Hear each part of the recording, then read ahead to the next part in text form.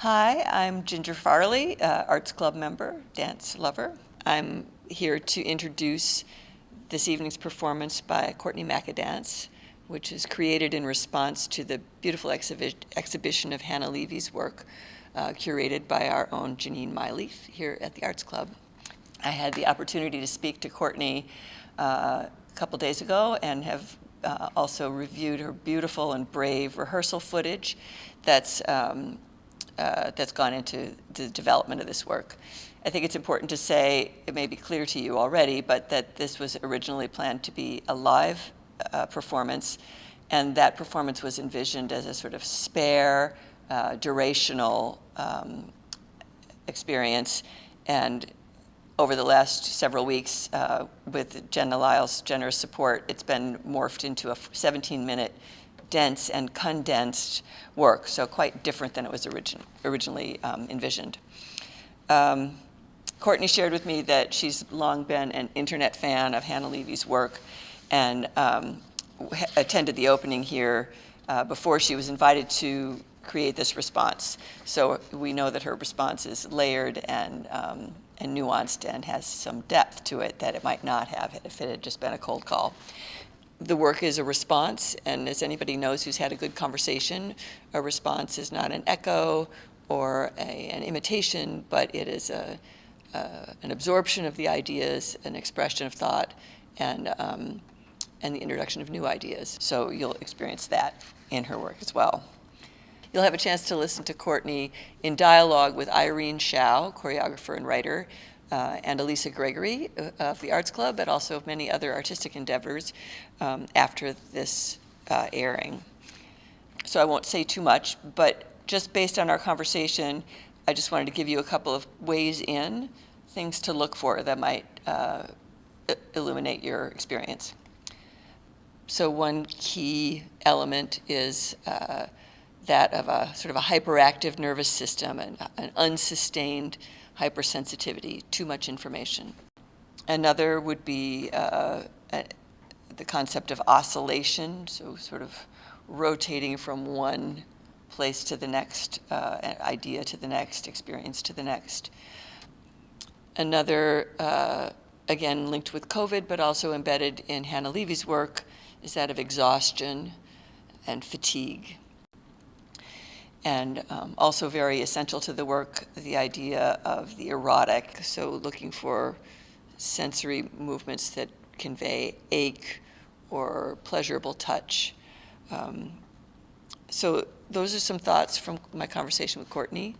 I hope you'll enjoy her performance and response, and I hope you stick around for the recorded dialogue afterwards. Thanks.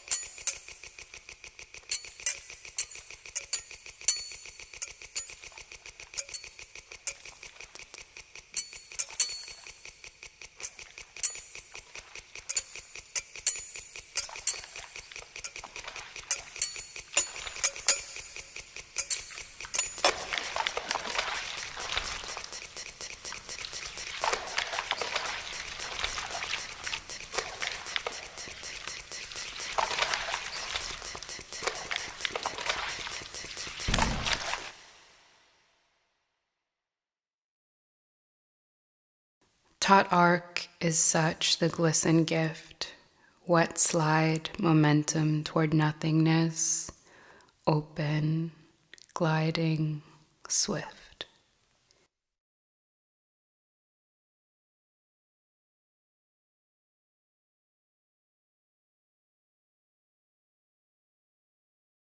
Disassociate arousal, diffuse a dull disgust. Dark side of anything, erode it while it goes, space to swell, to blush.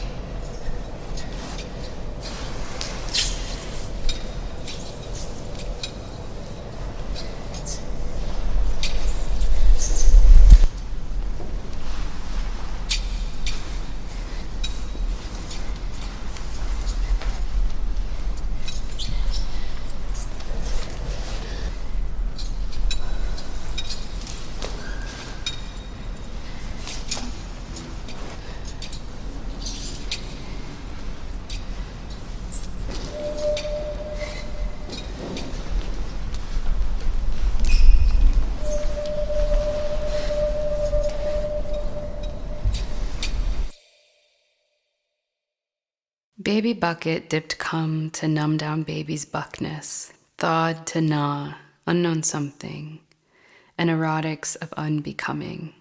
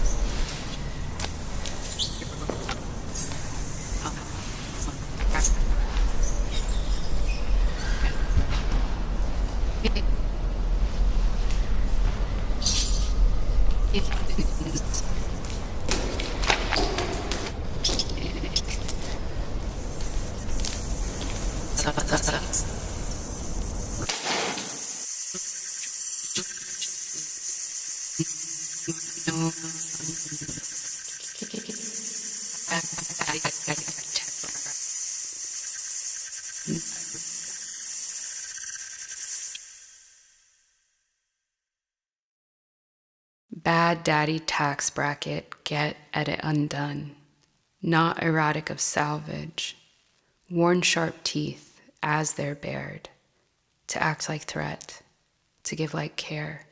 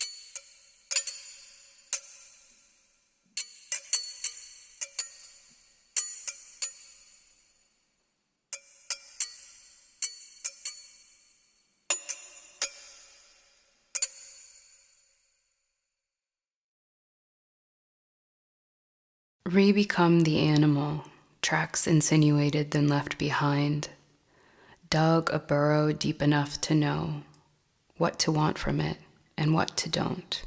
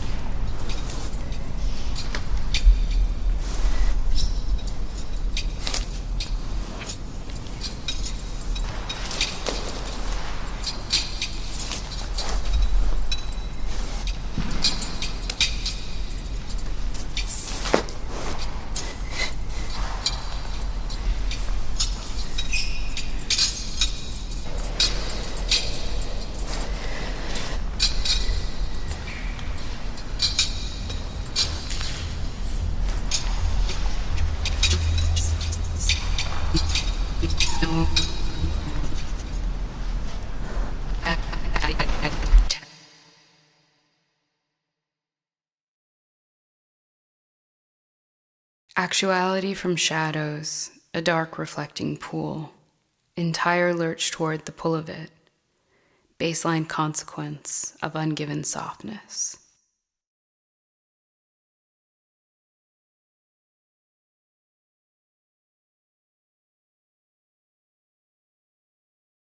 Skin between slough, recline, and piqued, supple pink, unsubtle sheath. Overstretched, unsightly bone. If you know, then you know the pull of it.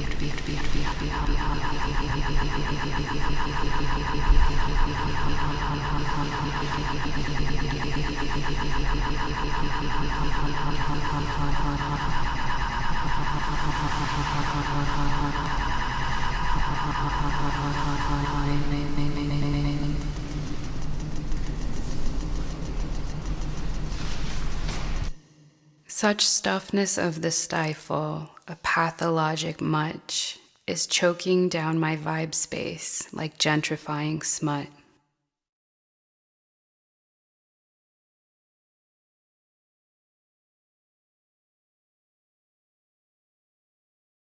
Perversion toward excess, attempt to tender in the flesh. Dirty bedwords all from tongues, practiced expansion, swelling get.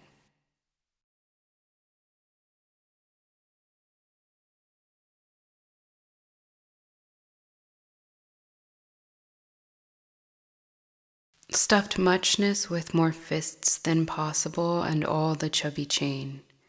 Contortion tensor from below, improper plunging game.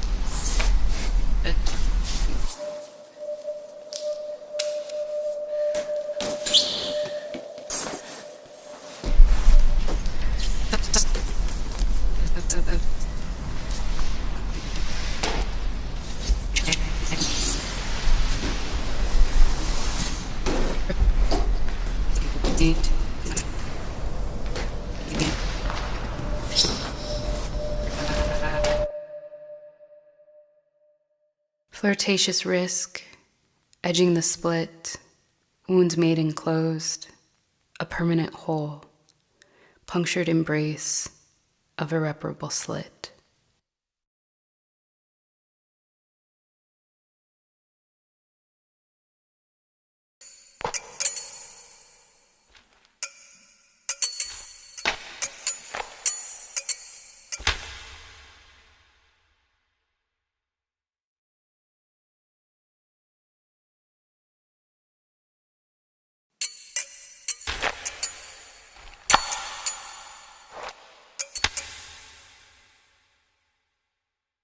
Profound day wasting to speak my own body's language.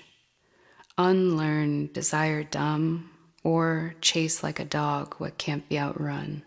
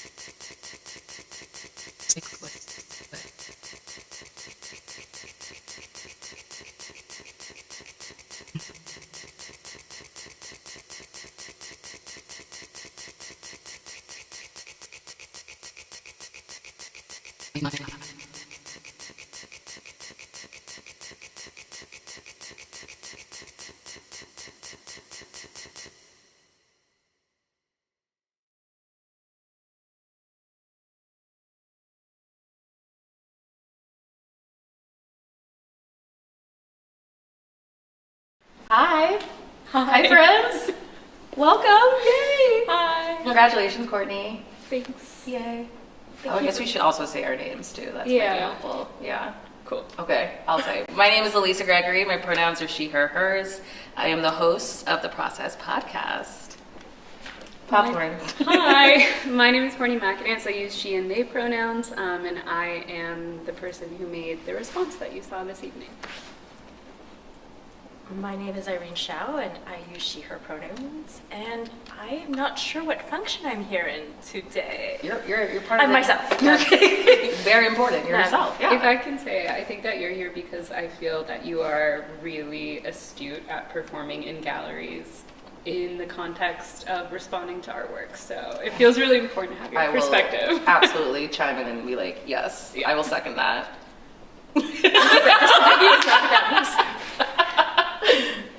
It's so true. It's so true. Yay. So I would love to hear more about your experience performing in this gallery. Yeah. Yes. Why don't we start at the beginning? Okay. Let's take, you first saw Hannah's exhibition. Yeah, wow. Well, actually, I have to start earlier than that, and I have to say that I've been kind of like a big fan. I've been a big fan of Hannah's work for a long time. Like, I remember the first image that I saw of one of her pieces, and it was it's like the chair, I think it's in like a green silicone, and it has the claws, and it's sort of like swanking through a space. And I just remember like seeing the image on something like Instagram and being like, what is that? Nice. What is that? And having like such a range of feelings about it. So then when I saw that the works were coming to the Arts Club in Chicago, I just was like, yes, cool. I can't wait to see those IRL. Yeah, So, yeah. So yeah, I think I had been looking at the work for a while, and then it was here. Mm-hmm. And then you saw it in person. But anyway, so I came to the galleries, maybe, to be honest, in particular because I was working on this other project that was quite engaged with questions of the erotic, but maybe in like a less traditional sense. Mm-hmm. And I know that Hannah's forms tend to like brush up against that subject. But then when I came to the exhibition, Surplus Tension, I found myself really surprised that I maybe had a little bit of a different read than that. Like, although there is a lot of like that erotic undertone with the sculptures, I found myself really enjoying looking at them like monsters or like creatures that made manifest something like existing but maybe not yet legible or visible. Yeah, so I think just like visiting the work IRL, I had a really different like perception of the forms that I did when I saw them as images. That's so cool. Yeah, it feels good to be surprised. Yeah. I mean, they are saucy too. Sorry. I was wondering if you could say more about how you're defining the monstrous or monster. Wow, yeah. Okay. So I feel like this is probably going to go, this is like a COVID time kind of thought. So it's all over. But essentially, I learned of the invitation to respond to this work. And then I got COVID. So I was hanging out in my house a lot, feeling sick and feeling like, just what it means to heal and recover. Mm-hmm. And in that time, I was still trying to be like productive and working towards this response. So I signed up for this workshop with, I believe it's Petra Kuppers. I don't know if I'm saying her last name correct, but an artist and choreographer and writer who led a workshop with, through Movement Research's Virtual Melt, all about the somatics of, I think it was like, the somatics of something and monsters. And Petra's definition is one that I really, really liked. Essentially, we talked about the somatics of being a monster, and the definition that she used to welcome us into inhabiting the monsters of ourselves was to basically think about what aspects of our identities or our lived experiences like just do not fit conveniently within any other like normative atmosphere or like scenario. So the somatic work of this course was to use a bunch of like visualizations and movement practices essentially to imagine, rather than the monster being the problem, the environment not quite being adequate to hold the complexity of something. Gorgeous, beautiful. right? Yeah, really that's gorgeous. So what was really cool about the workshop was that I was like in my apartment. I had COVID, so I couldn't like smell and I couldn't like taste, and it was just, I was only able to attend 3 out of the 5 days, but all of the prompts were like, you know, what is unique about your condition today, and what would be an ideal environment for that condition. So it made creative, and it made like, and then beyond just like the being sick, I think it was like a really cool space. It was like one of the most actually accessible and like accommodation-minded environments that I've been in. And I just found myself being like, hell yeah. Like, whatever it takes in a space to make sure any monster is welcome here, like, that's what we want. So that's the definition of monster I want to work with. Just like what comes in the room, maybe whether or not it was welcome, and how do we make room for it. Oh man, okay, wow. It's like 5 minutes in and I'm like, whoo! Woo! Blew my mind a bit right there. That's not my work, I think that's Petra. So. Oh wow, Yeah. that's so needed. Yeah, and like that gives me like a lot of like visuals, and I can see how that like definitely can be connected with Hannah's The work. shapes downstairs. Yeah. So I did some research on you, and you have this quote that I was just like, you said my performances affirm that there is meaning in the world, even if someone like the artist must construct it. I make movement-based performances that complicate the distinction between visual art and dance. I don't remember saying that. You said that. I found that on the interwebs. Yeah. I mean, You can't I trust feel everything. that. But like listening to you just talk about the monster and like that, and then like thinking about the work that you just made and created, like that's just all just so seamlessly like through lined and like connected. I'm like, can I read it?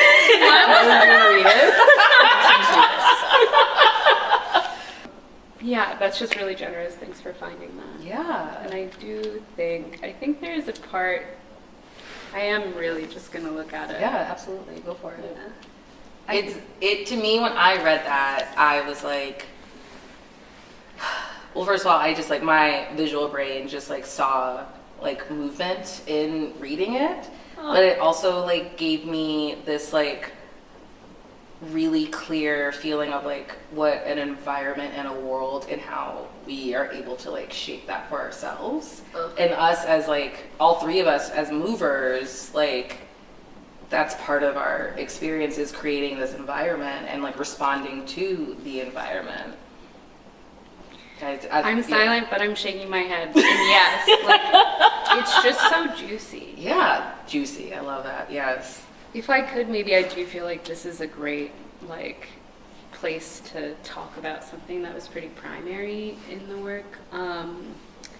I remember, and actually it was like after I was taking this workshop about sort of the like somatics of accommodating a monster, and then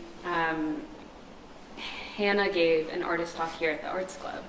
And one of the things that really just like shook me when she said it was sort of like that she really wanted her objects at all times to be, I'm using the word queer, I don't know if she did, but to be queer in the sense of like a refusal to be just one thing. And I just remember feeling like, hell yeah, that is like a choreography prompt if I've ever heard one, or a movement prompt, because one of the things that I think I've really been marveling at in the last few years, like marveling in the kind of awe that's like bent over with your hands on your knees, like, oh my God, but like how each of our bodies is holding so many different kinds of experiences right now at once, and being really maybe static in that. And I think you guys have heard, but one of the things that I did to make this piece was spend a lot of time recording like sort of explorations of the kinds of bodies I have at once. Yeah. So there's like the grieving body or the mourning body. There's like the surviving body. There's like a body that still experiences pleasure and like delight. And my body is all of these things in one day. And all of our bodies are all of these things in one day now. And I mean, maybe it's always been that. But what I loved about Levy's forms are they really like created a space to think about that. Like not just, and even if I'm showing the face of, let's say, an erotic body, there's also grief somewhere. There's also like, you know, just like exhaustion. So anyway, that sort of calcified into, I reduced that down, and I was like, this improvisation is going to be a score of maybe 3 primary like movement voices, a voice of like exhaustion, a voice of like pleasure, and a voice of like kind of grief. Yeah. None of it's sexy, but Well, like, okay, well then that makes me be like, well, what's sexy then? You know? yeah. Because I saw parts of it that I was like, that was sexy to me. Like as I was watching, yeah. So I think it's also this thing of defining, like it's like about like what this body is like receiving possibly. Because there are moments to me that I'm like, yeah, that was pretty sexy. And I could also feel the grief and the sexiness. You know, it like there's like layers to it that are really like. I keep doing this, but like it just feels yeah. I'm curious if you could say more about how, I guess, the sculpture creates the space for you, or maybe connected to the direct description of it. I'm going to repeat your question back. I think that you're asking about how the form itself could be like a score for responding to movement. Yeah. I think there's something, I will say a lot of my relationship to the work in the gallery was like figuring out how to build a relationship to the work in the gallery. I think in the early phases of visiting, I felt really like, okay, I'm just gonna mimic these. So great, I learned my claw hands. Great, I learned the or like, you know. But then I was like, this is actually maybe a little bit shallow. Or how else can I relate? And so I think that it's so like, I don't know, maybe it's like kind of new agey or whatever, but I think something that I've done in the past when I respond to sculptures, I did this work that was called like A Stone No Unstable, where it was like it started out as a joke dance, but then it became really meaningful, where my collaborator, Charlotte Long, and May Mackey and I, we tasked ourselves with making a dance that was only like clips of still moments of statues. And the thing is, it got really meaningful, because I think that one of the commitments that I make when I'm looking at something like that is like the statue is just making manifest something that does exist. And I think that that's sort of how I try to like relate to Levy's statues or her sculptures. Like, what are these things saying? What are the energies that they're carrying? How are they themselves a response to this gallery? Because I think so much of the work was made specifically for this environment. Yeah, I was thinking about that too. So I found myself sort of trying to be like, what are you trying to say, work of art? How can I like carry that message? You know, and in particular, I think the sculptures that are downstairs, like, they relay a lot of messages of like, how to say, there's so many things at once, but yes, there's some like sensuality. Yes, there's some like, almost there's like threat or weapon that I read in the space.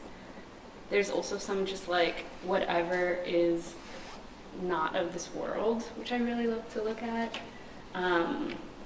And then also quotes that make something familiar have to change. And I think that those are the sort of cues that I tried to take in my own body. I think maybe I almost started to imagine myself as a sculpture, sort of like, okay, I have bones that are metal, and I have skin that is silicone, and there's all of this negative space. How do I move? And how can I also use these like movement voices of like grief, exhaustion, or delight to fill those shapes? Or maybe that's the reason a shape changes, because the voice changes. Oh. I mean, you were wearing one of Oh, Yeah. yeah.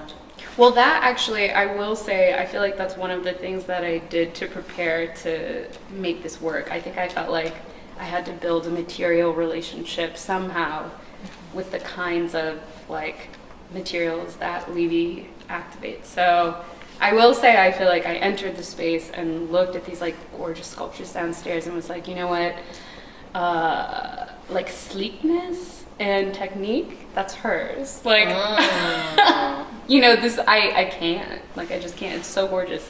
It's so precise. Yeah. And I think that maybe if there is a value about what I could bring into the space, it's the exact opposite. Like, yeah, I see that. I feel that. the mess, the goop. So anyway, the like garment that you're talking about is cast of silicone on my figure, and then filled again with silicone in the inverse, because I wanted to like, I don't know, it felt like another monster gesture of like turning the mold inside out and then putting a little more silicone in, and then wearing the inside as the outside. Oh, amazing. Oh, the inside is the outside. Yeah, that's why, like, the breast, there's these funny, here we are. There's like these two orange poles, and then the belly. So anywhere you see orange on the garment is where my actual body has more shape, because I filled it and I just wore it inside out. Oh, interesting. That's so interesting. It's funny. It's really gloopy. striking. It's really striking. Like seeing you in it, and I was like, I mean, we had that moment where I was like able to touch it, and I was like, oh, it feels like flesh And in a lot of ways. Yeah. I was like, ooh. I want to ask you what you think about that, because I think the Levy work, like, you can't touch it. And like one thing I think Hannah had said is that she wants like the work to like invite the touch, but you know that you cannot do it. And like when I looked at your costume, I was like, it was like in my head, I was like, I can't touch this. And then I was like, oh wait, I can touch this. I'm very touching it. Yeah. But it was like a thing where like it felt like it was like connected so much to her. It is connected obviously to her like work, an inverse but in a way. very inverse way, and it's literally inverse with your, you know, it's Yeah. It feels so that all of the work begins with this awareness of like the way we are cultured in art spaces, to like we relate to things on human scale, whether or not we like anticipate it. And then I think she queers that scale in some ways that like it makes you really curious to come closer, but you know that rule about not touching. Yeah. And anyway, I think that I really wanted to activate in a movement way that particular tension.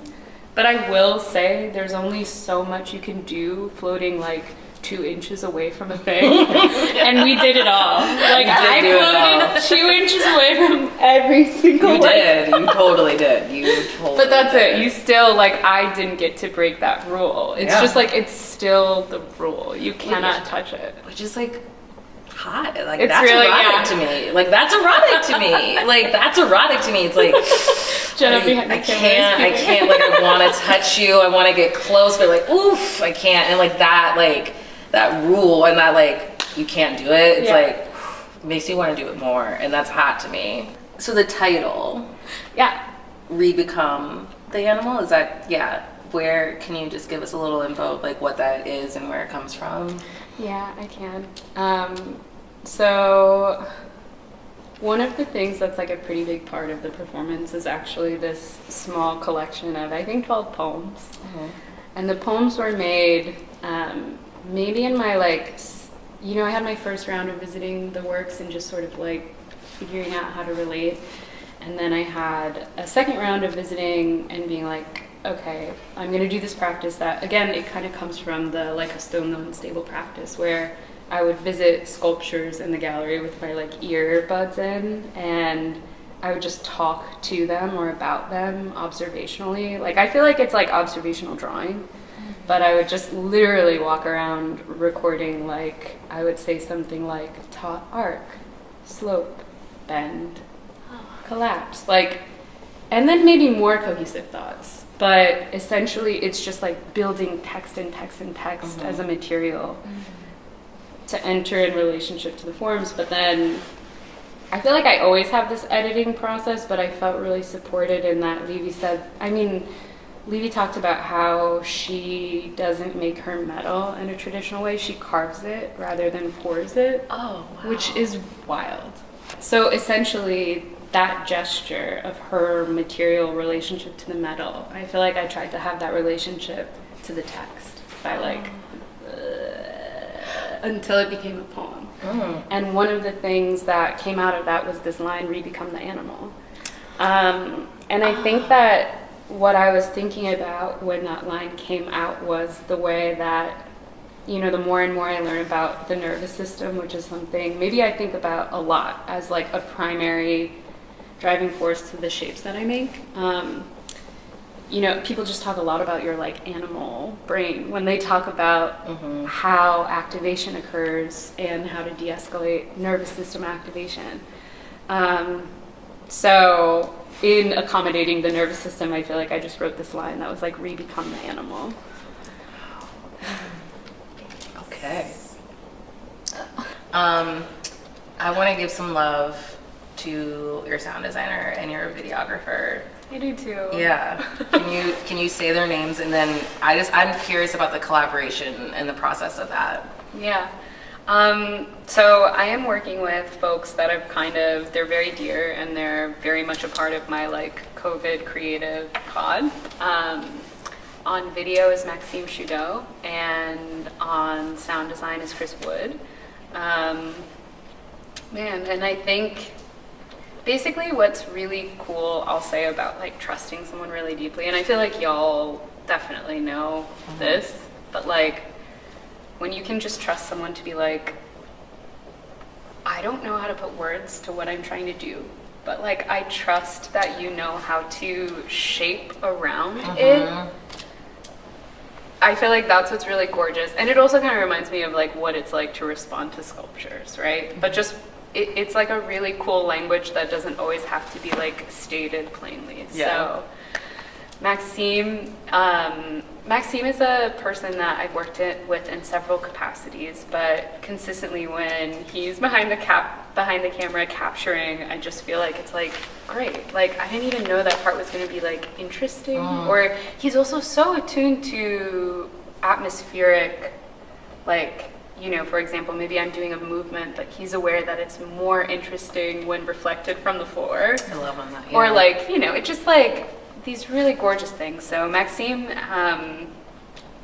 has done like the camera work and the editing. And then Chris is basically, I think, in sort of a similar process, making sounds that are like so cool and so strange. Chris has been working with, unbelievably, I have like this slab of marble, again, from this like a stone though unstable project. So that's like a surface on his like studio table, and then we've got like stainless steel knives from our kitchen, and then tests from the silicone that I played with in my studio. And there has just been like sound experimentation with all of those things, and he's basically creating a world, I would say, in response to Maxime's edit. So it's one of these things where like I made movement, Maxime captured it, Chris will make the sound. Nice. And then you'll see it.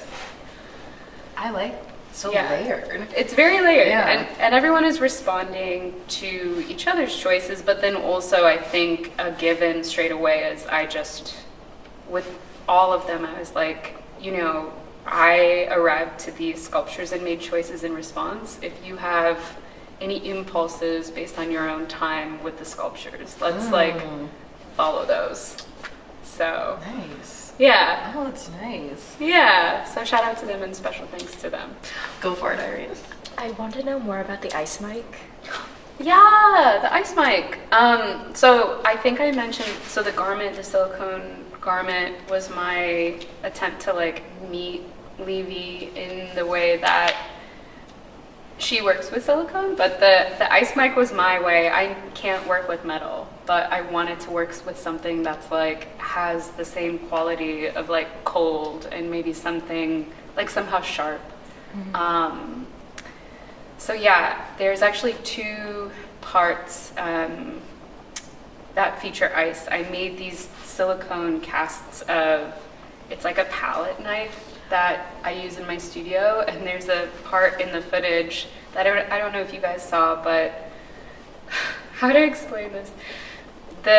In the footage, Jenna Lyle's hands scrape the ice up my back. Oh my God, Jenna has a cameo? That's amazing. Jenna has a cameo. Just hands. I just want to shout out, if you've seen feet in the Levy sculptures, Yes. they are not mine, they're Jenna Lyle's. Those are and Jenna's. if you've seen hands scraping ice up the back of a figure, they're also Jenna Lyle's. Nice. So many of Jenna's touches. Jenna went viral on Reddit with those Yes. feet. So shout I out to get Jenna. it. I'm sorry, I missed that. Cheers. But okay. But so sorry, it's a little like all around, Go but ahead, one keep of the going. things that also happened during the COVID time and the research time and the like figuring out how to respond to these sculptures time was, and maybe this is an answer about how I relate to my own erotic. It's January, it's Chicago, it's year 3 of COVID. So I feel like all I am doing is desperately trying to find heat in my own body. And my studio's freezing, so also there's that. So one of the things I've had to do every day trying to rehearse or respond to these objects is like manufacture warmth by being in the tub or doing these like stupid long warm-ups in a sweatsuit. So I become really aware of the way that sweat accumulates like under my breasts or on my back. And one of the things that I started doing after the tub was like, I imagined these ice sculptures basically like being how I gathered my sweat. Because I think that there's something about the Levy sculptures, the way that the silicone like stretches to interact with the metal. There's so much of an insinuation about how 2 materials can change each other.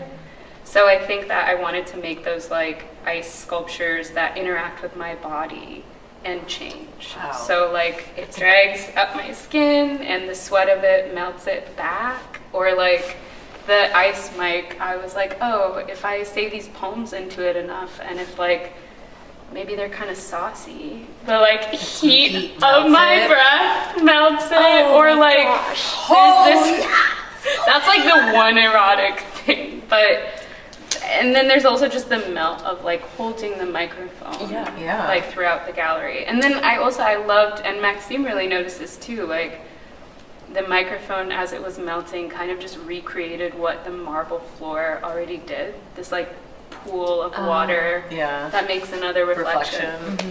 Yeah, so that's where these things came from. That's beautiful. There's also like pain to that, isn't there? Like the gripping of the mic. You know, less than you would think, but I'm also from Minnesota. I don't know. You're like, cold, baby, I got it. I'm like a warm person. Just kidding.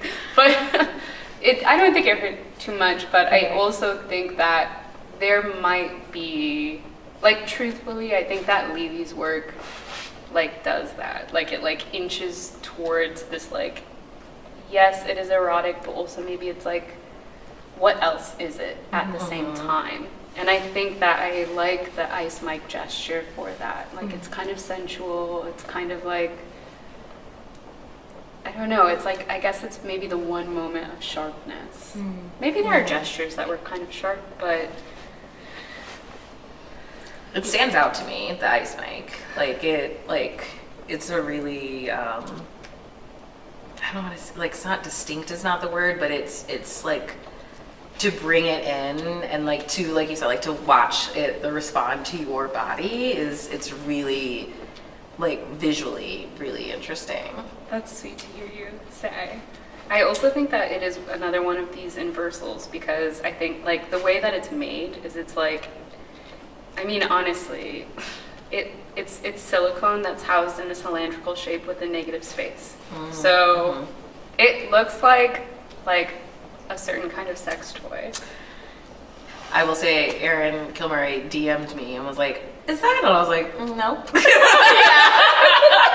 Okay, well, I saw an ice mic. You saw an ice mic. Did. I will say, at first, I did not see an ice mic. I was like, what the? Well, that's what's kind of interesting about all of the silicone. So I guess what I'm trying to say, actually, we can cut this, but it's just the truth. To make the ice mic, I had to pour it into a silicone, like a broken mic from my studio. I cast into silicone, and then I had to cut it and take it out. So actually, the silicone looks like a fleshlight. Or it looks like something. Okay. It looks like that. So then I fill it with water and freeze it, and then I take it out. Anyway, back to probably the useful footage. Wait, so you skin the ice mic. Yeah. Yeah. Wow. And that's where it's this weird reversal or inversal because I think Levy's work is all about like a metal thing with like silicone draped over it, and this was like a silicone thing that like you like birthed from it, this like ice thing. Wow. So if anyone needs an ice mic, I would love to keep making them. I mean, I just also love that it's this transient element. Yeah. When I look at these sculptures, I think they should be moving, or like there's this semblance of life, and yet they're static. And I feel like that's one of the really cool things about moving in the context of art that's still. Like, I think it's nice that there's the disappearance of the ice eventually, and there's also disappearance of the gesture. Okay. We've been talking about COVID and, you know, the whole situation. This performance was originally an in-person 2-hour durational situation. As a performance. It was not a situation, it was a performance. And the Rona had different plans for us. And so we're in a Panasonic, so now it's Omarion came. Omarion showed up, and now it is this virtual moment, but I'm always curious, like with these performances that like had to shift into virtual, like, well, like what were your plans for being in person? B, I'm breaking my rules by asking multiple questions, but B, like what did you take that was still in person and put in the virtual world? And then like see what came out of it being in this virtual world now. Amazing. I'm gonna try to hit each of those marks.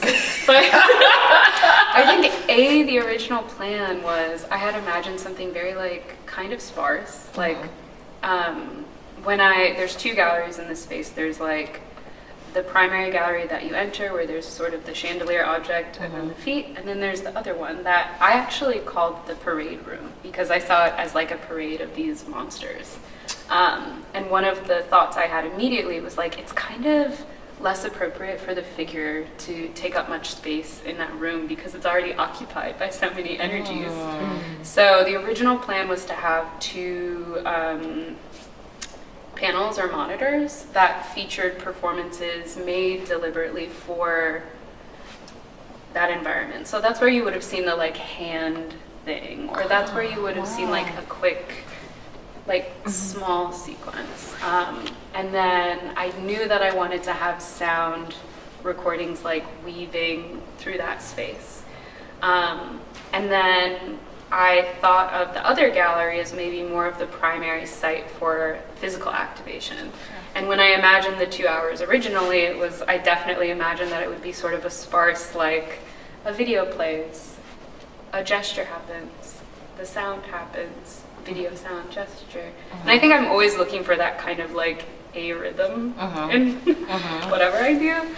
And then B, what ended up happening is all of that we we just slid all of those things on top of each other at once. Okay. Oh, nice. So yeah, it became more of a full, it's like, I think things that were maybe going to be like small moments of gestures had to become a long improvisation, which is partially why this like more extended series of prompts emerged. And then, yeah, the sound is just layered atop, and maybe actually, to answer C, what emerged, I think the camera moved a lot more, like perhaps the like dance of this was sort of like redistributed a little bit. I think originally the shots, I had always imagined them being things I could film by myself with a tripod that would occur on the monitors, but to create the atmosphere for folks at home who wouldn't be in the gallery, the camera had to take on more of that movement work. So shout out to Maxime for really just being down to clown right away. Yes. Yeah. Oh, that's so cool. That's so cool. Well, because when I was watching part of it, like I did feel like I was walking, like I was walking and like moving with you in these ways that like it gave me movement response in some way. I was like, oh, I'm on this journey. I'm like, would you like to share anything that came up? I just felt like it instead of being such a observer of the outside, in like how we are like usually watching dance, of like being, you know, with give or take a couple choreographers that like put you in the environment, but instead of being so like I am the audience and this is the performer and the experience out here, I felt really like meshed like inside of it in this way that it was really nice for me visually to feel that and receive that.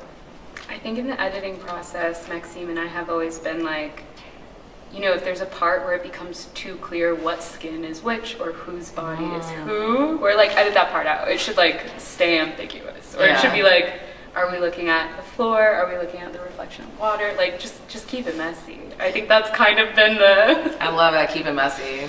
Yeah. I like that. Yeah. Okay.